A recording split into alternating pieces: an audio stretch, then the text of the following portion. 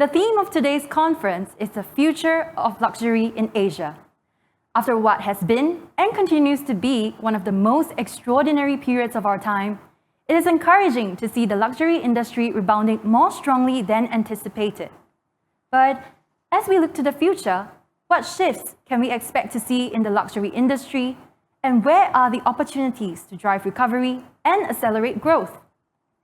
Here to explore these questions in our keynote address, we have a distinguished panel who will be sharing with us what they foresee as these opportunities. We have moderator, Dr. Sonja Prokopec, LVMH Shared Professor, Future of Luxury from ESSEC Business School.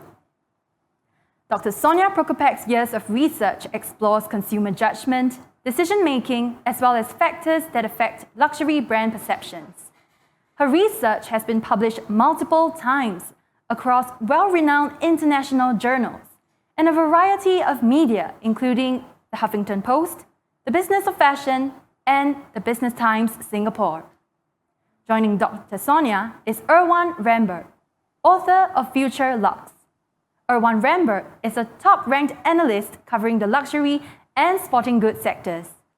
He's now a managing director and global head of consumer and retail equity research. He regularly contributes to the Wall Street Journal, the Financial Times, CNBC, and Bloomberg, and has guest lectured at top universities across the globe. Finally, Benjamin Vuchot, Chairman and Chief Executive Officer, DFS Group. Benjamin has over 25 years of experience in luxury retail with renowned brands including Cartier, Van Cleef & Arpels, and Sephora. He was appointed Chairman and CEO of travel retailer DFS in January this year, after previously spending 6 years at the company, leading its operations in North Asia. Before returning to DFS, Benjamin spent 3 years at Sephora as President of Asia, driving the company's innovation agenda and expanding its geographic footprint. A very warm welcome to each of you. Over to you, Dr. Sonja. Thank you so much. Hi, everyone. Good morning, and welcome to the Future of Luxury in Asia panel discussion. I'm delighted to be your moderator today, and I'm honored to have the panel with two fellow experts, Benjamin Vuchot and Erwan Rambourg. Over the next 30 minutes or so, we're going to be discussing what lies ahead for the luxury industry. But before we begin, let me share a bit about context for the audience of where the luxury industry is today. Luxury is often one of the first industries to take a hit in times of a crisis, but is also one of the most resilient sectors there is. And we have strong evidence for this already from the previous financial crisis. And the signs are very encouraging for what is about to happen. Even the predictions for this year estimated already at 14% growth across sectors, and even higher for some of the markets. So despite the uncertainties that still exist, in the year to come, the luxury will primarily be shaped by the acceleration of macro trends, as was mentioned already in the introductory speech of Chantal Grampelet, that were already taking shape pre-pandemic.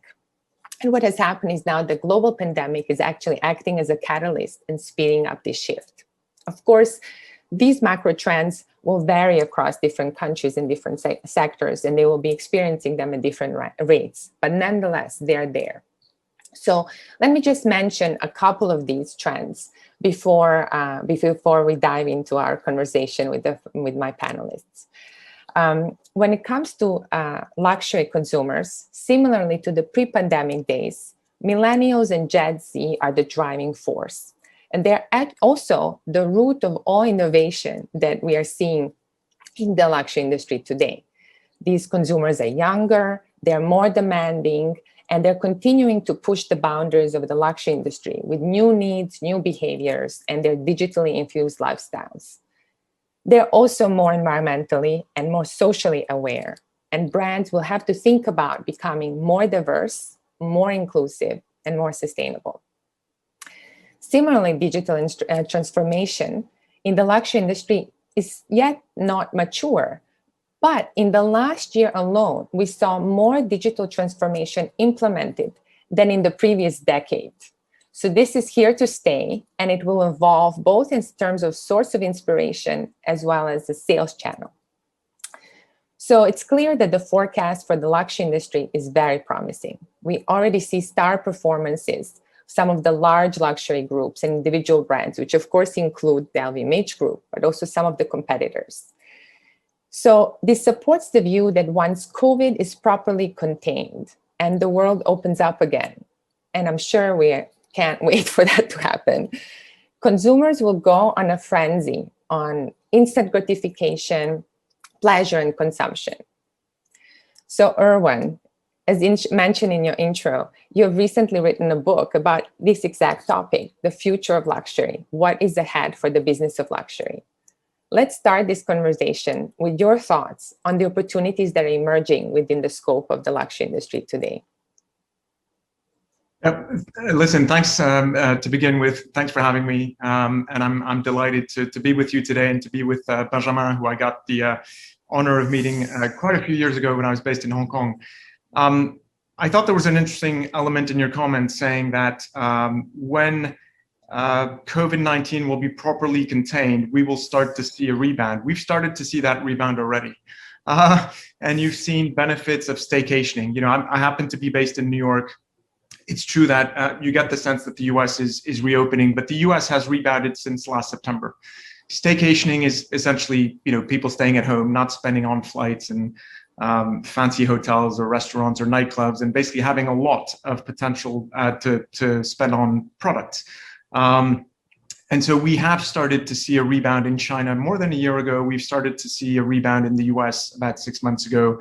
We're actually seeing also European consumers being very lively in reconnecting with luxury. But what I would say is, to your point, COVID-19 has enabled, to a certain extent, a few themes that were already prevalent in the previous 12 to 18 months to see a big boost, a big accelerator. I would just point to four elements very quickly. The first one for me is digitalization. So this idea that whether it's blogs or forums, you are addressing indeed a pretty young population, pretty young generation who's spending, you know, 8 to 10 hours a day on their devices. And so I think, you know, between digital, social selling, online, et cetera, we've gained quite a few years, and we've seen a lot of experiments, notably in China, in terms of how you can innovate, in terms of, you know, capturing the attention of consumers, but also capturing their wallets. So that's one big boost. Another boost for me is a better store experience. I think, you know, maybe I'm a bit naive, maybe I'm becoming a bit American, but I tend to see positives in any difficult situation. And I think one of the silver linings of the crisis has been that sales associates have been pushed to take initiatives. If your stores are closed, you can sell via Zoom, you can sell on the phone, you can go to people's homes, you can find ways to make it fun. And it comes back to the reality that there's no function for luxury. You know, the only function is to put a smile on your face. So I think we have seen initiatives for the store experience to be better, and for brands to give consumers a reason to leave their homes, indeed, as and when the world will reopen. The third acceleration is localization. So I think Chantal was mentioning a more local world. Clearly, you are getting to know, thanks to the crisis to a certain extent, your consumers a lot more intimately. You're using CRM, you're using data a lot more efficiently, and you're starting to understand that travelers are going to come back, but to a certain extent, they were a very big cherry on a pretty big cake. Look at the cake. There's a lot you can do with local consumers. You know, if you look at the example of Hong Kong, if you look at the example of continental Europe, if you were a sales associate in Milan or Paris, you were relying on the Chinese, the Japanese, the Korean, the American, the Russian consumers. You never really got to cater to the locals, but the locals have money. And if you manage to stimulate them appropriately, there's good business to be done. So I think that's another silver lining. And then the fourth and last element I would point to, and I think you've mentioned this already, is the acceleration of the shift from product to purpose. Does the brand reflect the communities it is selling to? Does the brand respect the environment? Is the brand trustworthy? I think Chantal was mentioning this idea that a lot of brands within LVMH have repurposed production sites to produce hand sanitizers and PPE. That's brands being citizens, not just being entities, corporates that are developing products in an ivory tower that hopefully will sell one day. You are getting a lot closer to the end consumer, and that again is thanks to the crisis. So again, don't want to sound too naive, but I think many silver linings from this crisis. Thank you. And Benjamin, what is your take on this? You have an impressive career that covers both regional and now a global role. So where do you see the opportunities for the luxury industry? Good morning, everyone, and morning, Sonja and Erwan. Pleasure to be in this panel, and pleasure to be addressing the SMU folks. Singapore is a bit of my home. I spent a couple of years there 20 years ago, so we're very, very happy to be participating in this panel this morning.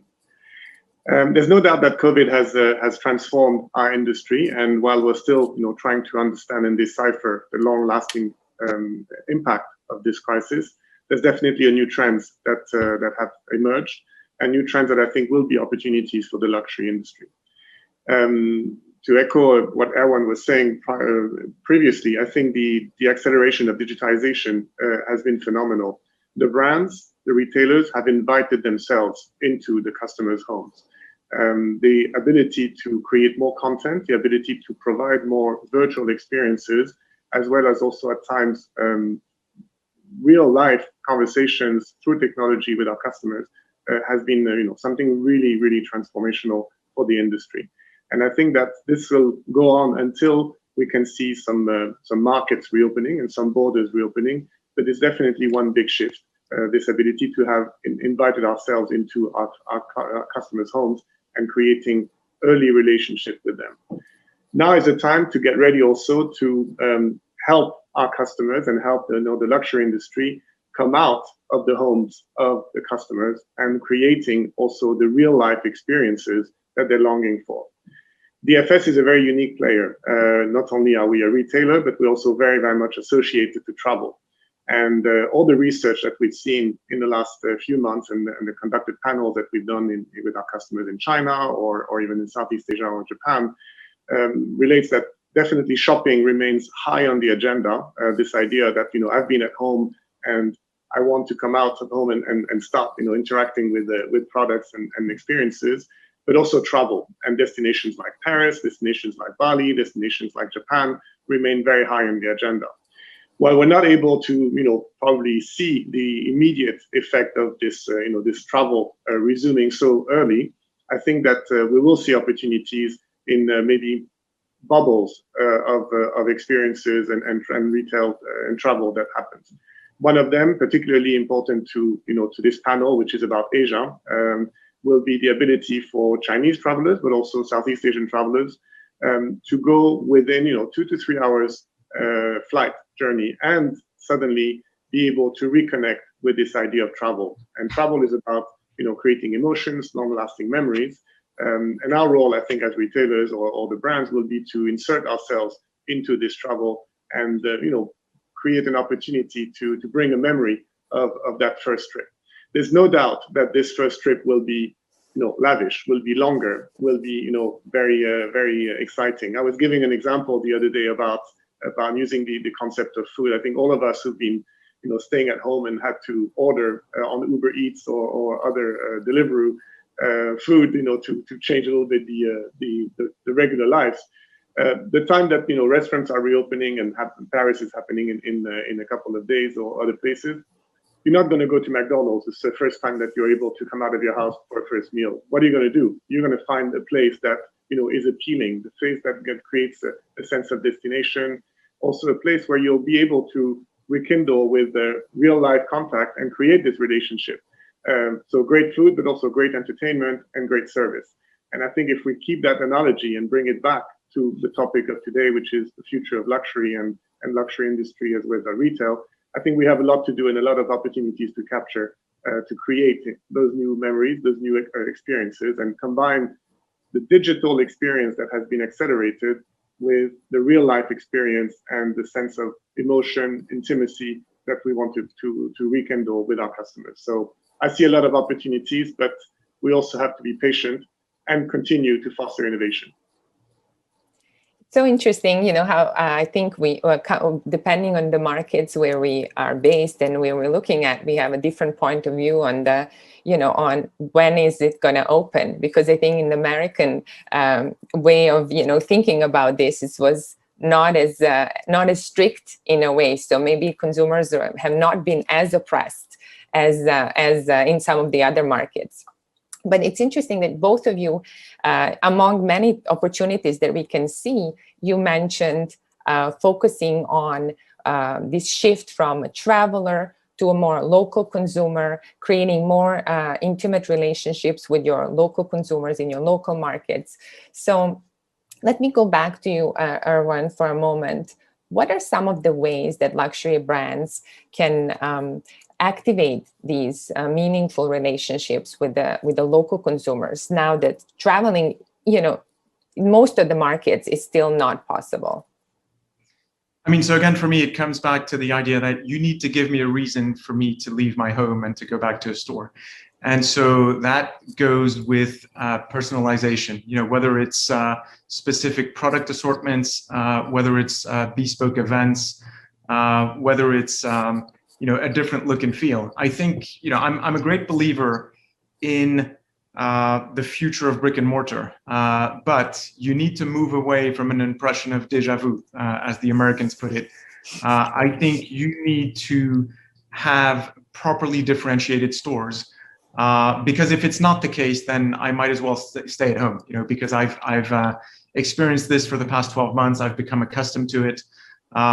So I think it's around a sort of hyper segmentation of the experience. I think 7-8 years ago, when I was actually Hong Kong based, I was hearing a lot of consumers complain about the fact that luxury brands had become a bit mass to a certain extent, a bit mainstream. Comments around, "Oh, I've seen this brand too much. It's a brand for secretaries. I'm fed up with it. Give me something different."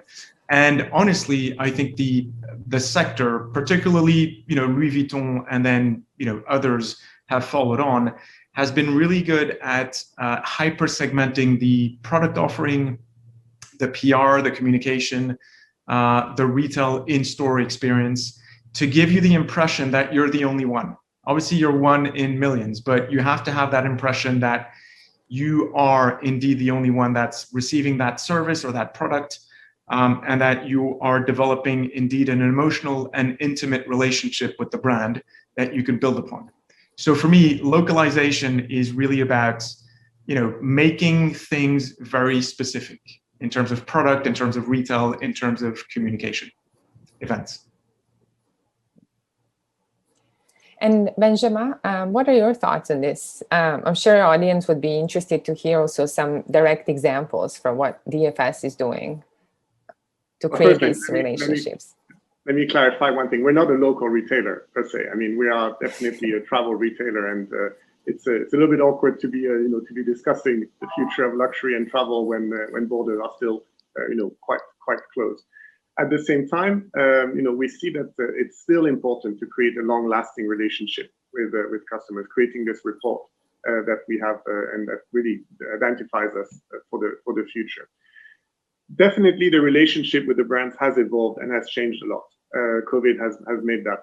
It's not that the relationship with the brand has been broken, but it's shifted, and it's shifted to becoming much more digital. And with the tech giants, with the Chinese consumers in particular, have made it possible to recreate that relationship. We had to adapt to that, so we've created, in partnership with Tencent, for example, a guided shopping experience, which allows us to virtually prepare a list of products and according to the customer's desires, and make it available at the point of collection when the traveler is ready to go. And we've seen that live in places like Macau, for example, that allows the Chinese to travel with just very, very little constraints, such as COVID tests 72 hours before their trip. This has been great because it's been able to go to the customer and then rekindle with them and recreate that experience in situ in our stores, which are always trying to provide a great experience. But I don't want to focus only on the Chinese customer, which is of course very important to the luxury industry in general. But there's also amazing pockets of opportunities, and one of the examples I like to use also with our business and luxury is the Japanese customer. DFS has had an incredible relationship with the Japanese customers traveling to Hawaii. Of course, this destination is not open to the Japanese today. But we've invested 20 years ago in the island of Okinawa, which is in the south of Japan, which is considered as the Hawaii of Japan. And we've been able to recreate for the customers who used to go to Japan a sense of place, a destination within a destination in Okinawa, and recreate this idea of a tropical island for the Japanese who are no longer able to travel overseas, but who are still able to travel into Japan. And this is very similar to also what everybody's incredibly excited about, which is the future of Hainan in China, and this opportunity for the Chinese who are incredibly eager to travel, and we see that an explosion of domestic travel in China, and also Hainan becoming this idea of a tropical destination where you can identify with a sense of travel, a sense of an exotic travel, combined with a luxury shopping experience. So these are good examples of what the future looks like for the next few months, and how we're going to try to make the most of it. Yeah, these are very interesting examples. Thank you for sharing. And to build on this, you both have mentioned the importance of store and creating this intimacy in the store, and the store playing a vital role in the future. But also this digitalization, which is here, and that kind of being embedded into the entire customer journey. So, Benjamin, what do you think is important to understand when we speak about the luxury customer's journey? Well, I thought that there's been a lot of praise around the world of omni-channel and this idea that this is the future. I actually don't think this is. I think that the term is completely overused, and I think things have changed a lot. This idea of duality between e-commerce or digital channels and physical stores, I think is way overdone. I think the true omni-channel definition is giving choice to customers. And when we think of the word luxury, isn't luxury for customers the ability to provide a choice, to provide alternative that suits best the customer? That's true customer centricity, and we can make that a luxury desire. So I think the retailers or the brands that will win in the future are the ones who will be able to define, to detect, to predict the choices that the customers want to make and that really are meaningful truly to them. There's no customer who says, I'm an e-commerce customer or I'm a boutique customer. There's only a customer who loves your brand, who loves your retail experience. So I think this is something that we have to be really thinking deep and making sure we put at the center of everything that we do. In a way, DFS has, as a player in the industry, has played this role of a funnel for the customers. In many cases, the first luxury purchase of any branded customer has been through DFS, creating, under one roof, or now under one new roof, this idea of all brands, all with an amazing service and authenticity and value associated to it. And I think that this will become really truly the future also of DFS in the luxury industry, is to continue to channel new customers and educate them not in a derogatory way, but give them a sense of exploration, a sense of discovery, and trade them up into the world of luxury, so that while maybe the customer will have had the first chance of buying a Louis Vuitton handbag in one of our gallerias around the world, but the next purchase, maybe, the sense of confidence. I've made my first purchase. Now I can push the door of the flagship store in Nanjing Road in Shanghai and really become truly part of the Maison's experience. And they're not in conflict. And I think digital will also facilitate that and facilitate this seamless journey of the customer. But again, it's about choice. And I think understanding what does the customer want and how does the customer want to shop and where will make the difference. And we can make that in a luxurious way.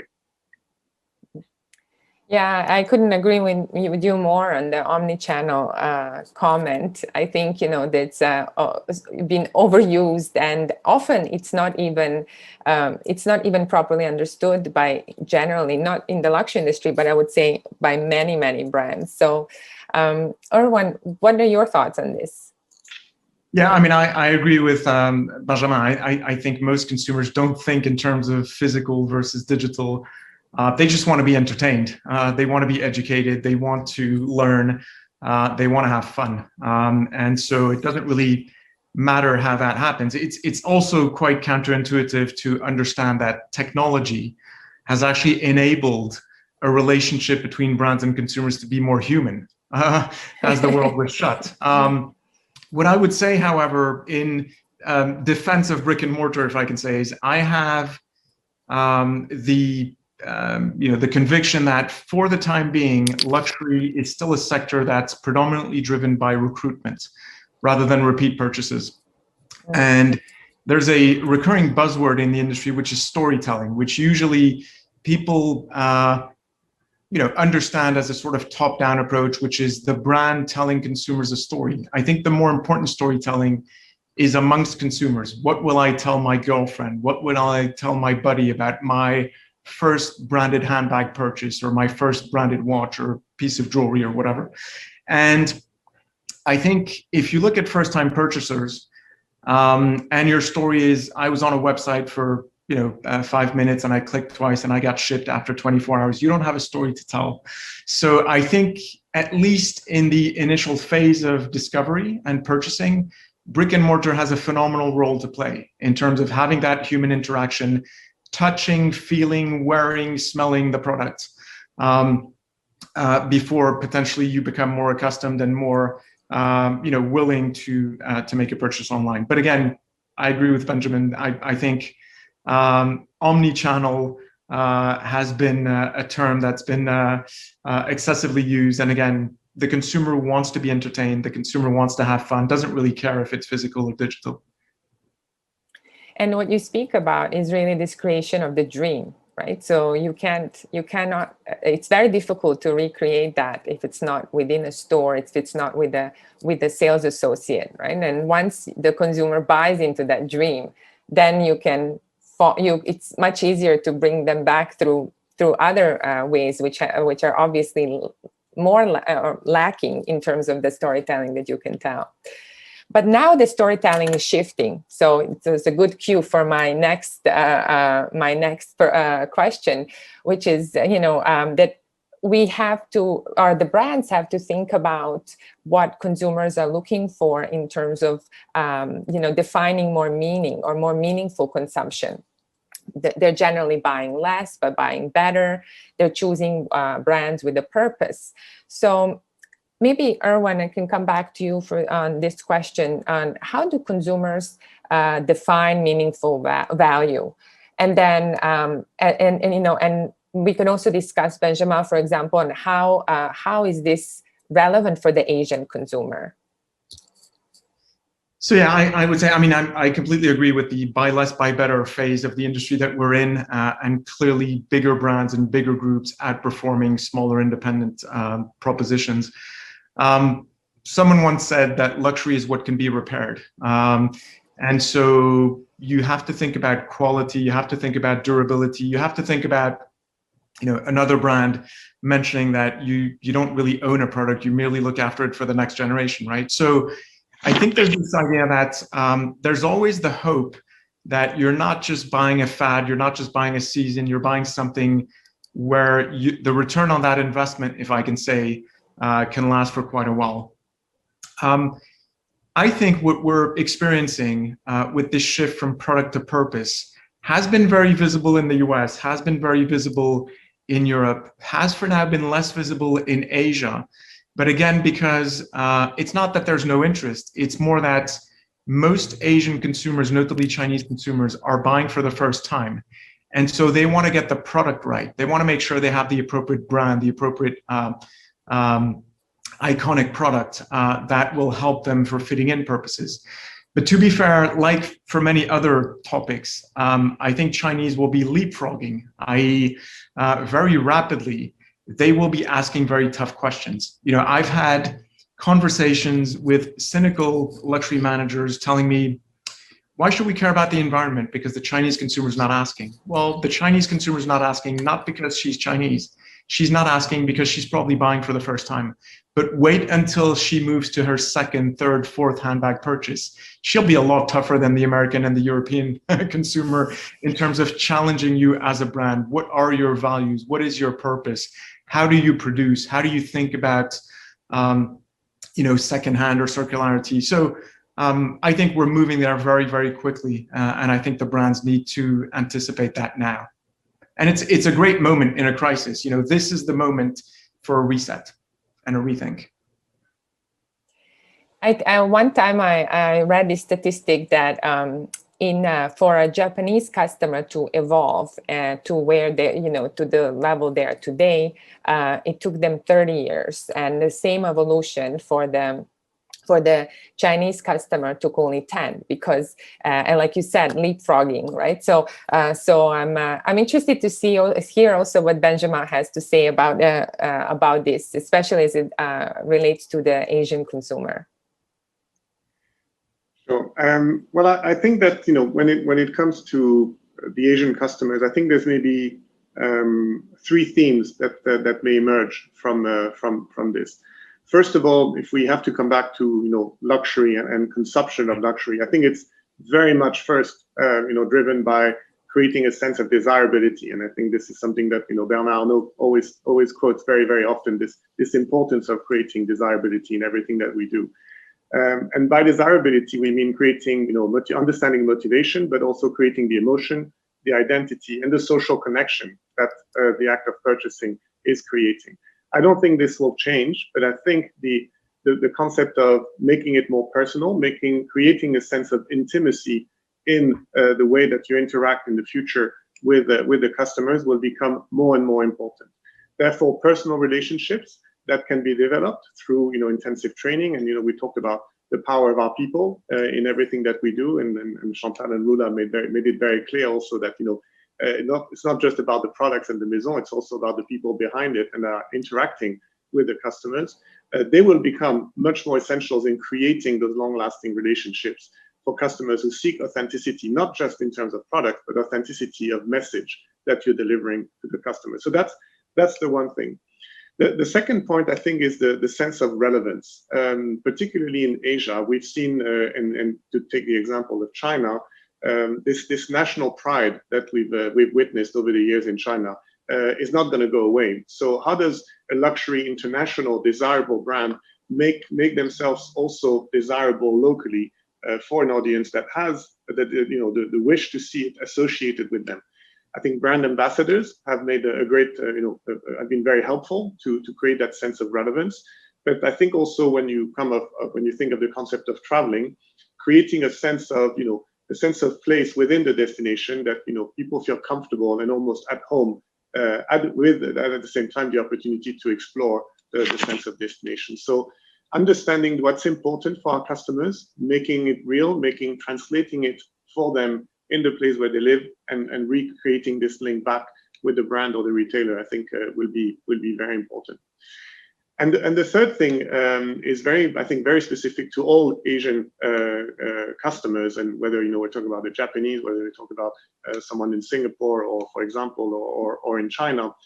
There's no doubt that COVID has been contained much better in this part of the world, and there's probably a good reason for that. Is that first of all, the population is very disciplined, but the population is also very cautious, and I think this sense of cautiousness will prevail.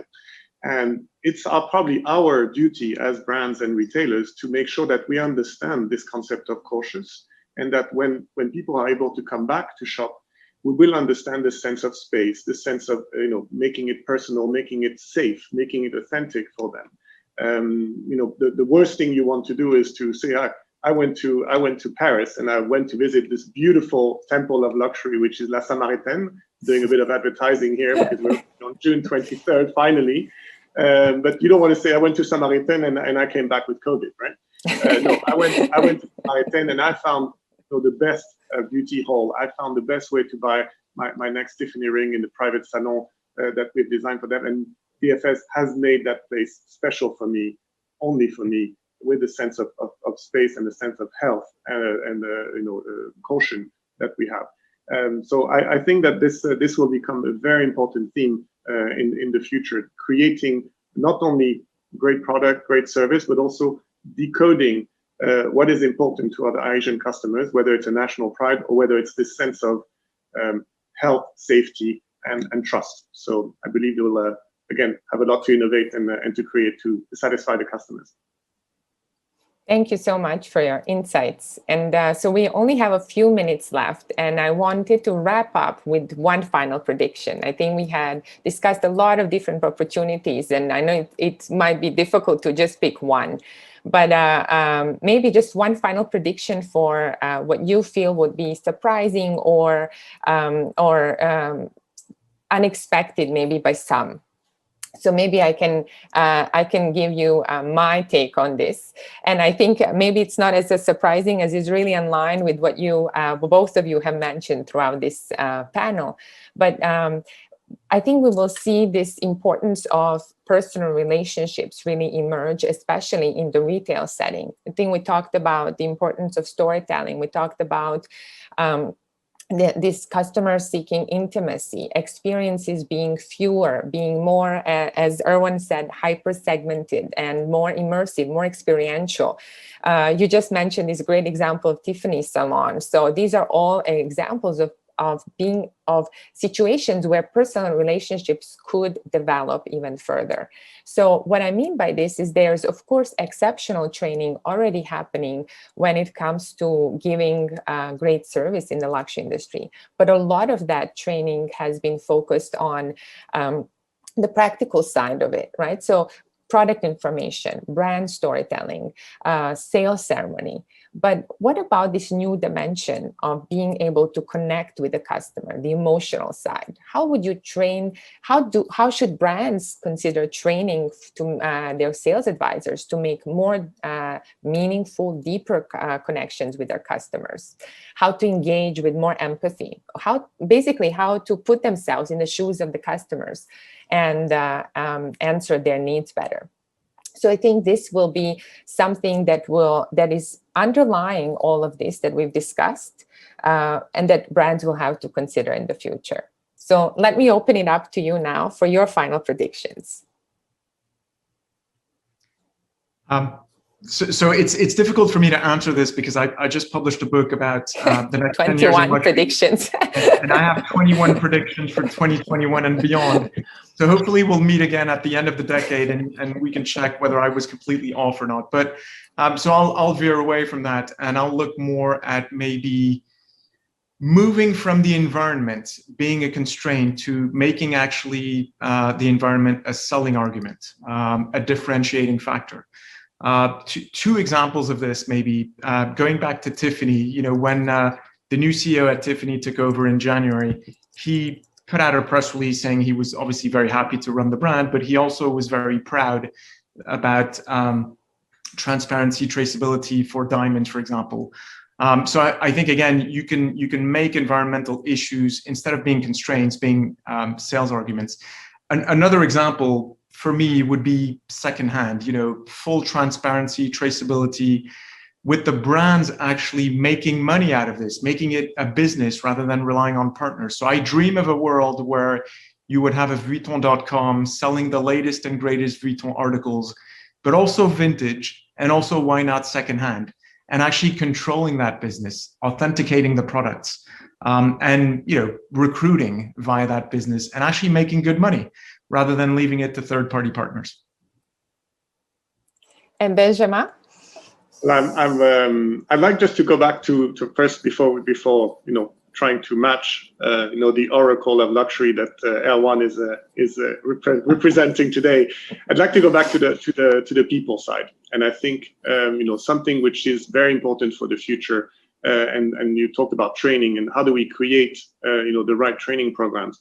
I think at DFS what we value very, very carefully is three dimensions. We want to make sure that every experience with our customers are, number one, effortless, heartwarming, and personal.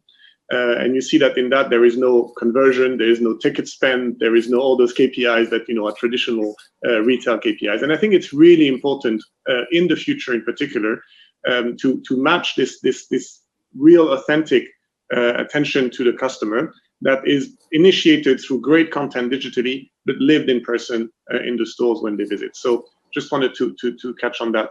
My predictions, I don't have 21, but I'll try to answer it in two ways. I'd like to have a short-term prediction, because I think, well, we want to aim for the future. We're also quite anxious about tomorrow and the immediate future. And I think that there will be definitely a world of two worlds, if you want. There will be this kind of Asian bubble, which allows for the Japanese customer, the Chinese customer, the Southeast Asian customer to travel quite safely within this 2 to 3 hours journey, but go to places where they will feel safe, where they will feel recognized, and where they will still be able to dream this idea of consumption and accessing the world of luxury. One of the areas that I consider as part of Asia Pacific is also this great region which we have in Oceania. We're investing quite heavily in opening additional stores in New Zealand, for example, where this concept of well-being, this concept of taking having space, having fresh air, and at the same time creating long-lasting memories through excursions, but also shopping experience will be very important. Australia is also a destination that I think will be incredibly popular in the future because it offers this kind of breath of fresh air space, which I think will be very important for the customers.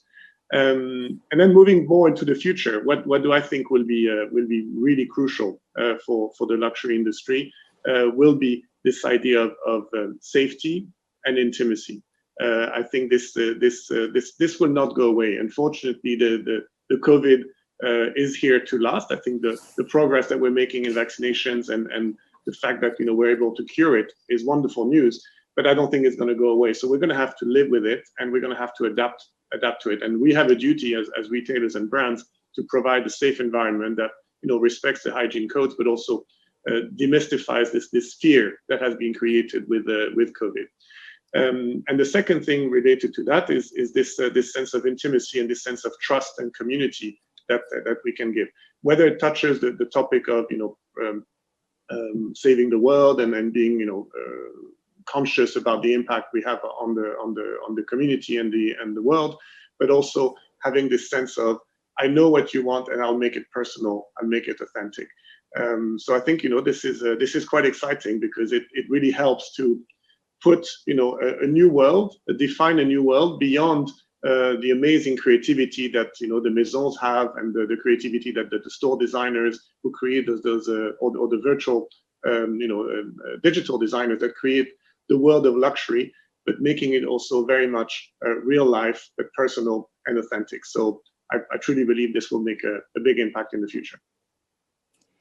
Thank you very much, Benjamin and Erwan, for sharing your insights. We only have a few minutes left for the questions, and I'd like to. I see we already have some that have come in, but I also like to open the floor for anyone who wants to put them in the chat. So I can already start with. Let me just pick a couple questions that we can potentially squeeze in for the rest of the session. Here's one. A lot of was covered about the opportunities. Maybe a quick thought on the threats that you see for the luxury industry in the future, especially here, maybe in the Asia Pacific. If you want, I can take that, and sure. I'm sure everyone will have also great thoughts. I think that the one of the big immediate threats that we'll still have to be prepared for while we're all rebooting for this new world and this new order is that there's a sense of fragility in whatever we do. We're not immune to another outbreak, and I can think of my colleagues in DFS in Singapore who were finally released from home quarantine or home living or working from home, and suddenly had to go back into lockdown because there was a new outbreak in the city. We're seeing in the south of China not a huge number of cases. I think we're talking about 100 cases of COVID, but suddenly we see increase of tests We see increase of quarantines, and the world is getting closed again. So this fragility related to the world and our ability to manage coming out of COVID, I think will be quite a big of a risk. The other risk I can see also, and it's very much related back to this sense of relevance, is environmental disasters or public crisis related to maybe the wrong ambassador or the wrong statement that is being made in the media around the brand, around an experience. And I think given the savviness of our customers who are so digitally engaged, the speed of reputation is incredible, and the damage done by the netizens, or if they dislike what you're doing, is also a reality that while the world is closed, the world is also getting very small and very fast. And I think we have to be aware of that, and it's our duty, I think, as retailers and brands to comprehend that. I think you might have threats in terms of wealth creation. So, for example, equity markets being very high, that can reverse tomorrow. Who knows? To Benjamin's point about reputational risk, I think you can have threats that revolve around geopolitical tension. Any revival of a China West tension. We've seen the whole cotton issue and what that's done to certain brands outside of luxury. You can very well see rekindling of tension that would put a bit of pressure. I actually think the biggest threat is internal. I think the biggest threat for luxury is complacency. I think the biggest threat is with brands, booming as they are today, of people, becoming a bit too happy with themselves and not being too imaginative or basically questioning the existing business models. This is not a threat I see at LVMH with Bernard Arnault because he's probably the opposite of complacent, and I think he ensures that a lot of brand CEOs are on their toes and putting out the best with their teams. Thank you so much. I think they're out of time, unfortunately, but I think the insights, the sharing of the insights today was very rich, very diverse, and we covered a lot of different things. So I hope that the audience enjoyed it. And this concludes the panel on the future of luxury in Asia. Thank you again to our panelists. And I wish you all a great rest of the conference. Thank you very much. Cheers. Thanks. Thank you for this insightful sharing. The last question where Sonja, Benjamin, and Erwan shared their final prediction for the future of luxury was thought-provoking, as they consider a future that has been permanently changed by the pandemic. Erwan's comments on the rise of the circular economy and the opportunities that brands must capitalize on, which demonstrate purpose as well as value for customers, as well as Benjamin's views on the addition of physical, mental, and emotional reassurance to the luxury consumer's hierarchy of needs are insightful.